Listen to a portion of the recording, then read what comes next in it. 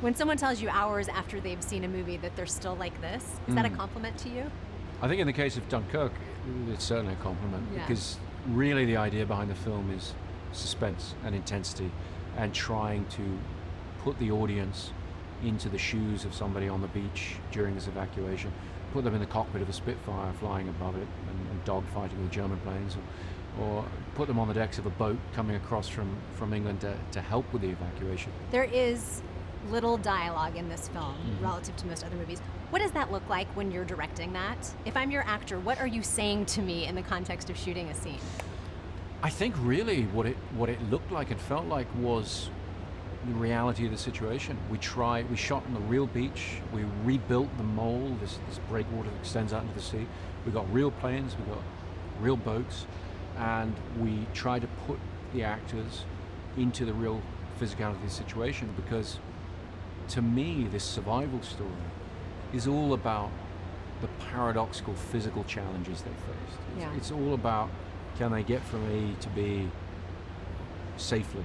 Can they triumph against the odds, in terms of survival? And so it wasn't so much about words as about physicality. And I think particularly for our young actors who hadn't really done much before, I think it was sort of helpful and liberating for them to have something to react against, to have the real sand under their boots and be carrying a stretcher, running across the real beach and feeling the real exhaustion. And to some extent, I think the real fear and the real nervousness. This will be playing on 70mm film in 2 theaters in Seattle. Oh, great. Why would you tell people, go seek out those theaters and see this movie on those screens? I think where people can find a 70mm presentation of Dunkirk, they're seeing the best possible presentation of the story. We shot the film entirely on large format film, combination of IMAX and regular 70mm photography. And so that combination of enhanced resolution and warm analog color gives you a sort of emotional, immersive relationship with the events you're seeing.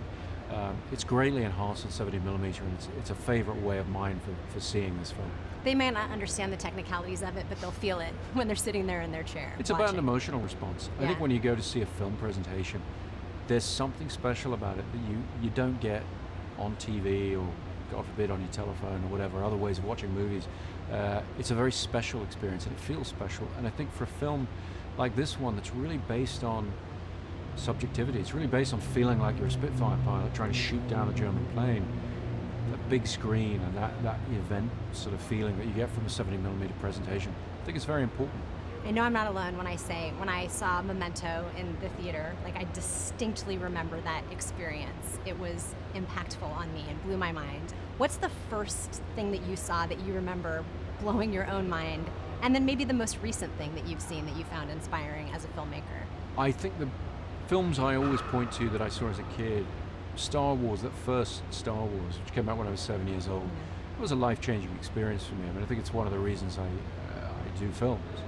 And it was rapidly followed by a re-release of Kubrick's 2001, which in a completely different way showed me vast possibilities of cinema. Those were very life-changing events, I think. What comes more naturally to you, the writing of a film or the directing of a film?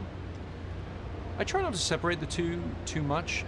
I entered into filmmaking really as a director, and I started writing because I needed to write in order to be able to direct. Because when you're starting out, no one's going to give you their script when you haven't directed anything before. Right. So you wind up sort of becoming a screenwriter, and then you start to find, it has its own rewards in a way. But I don't write things for other people. I only write for myself to then get to direct the film. Right. Has its own rewards, like Academy Awards and whatnot.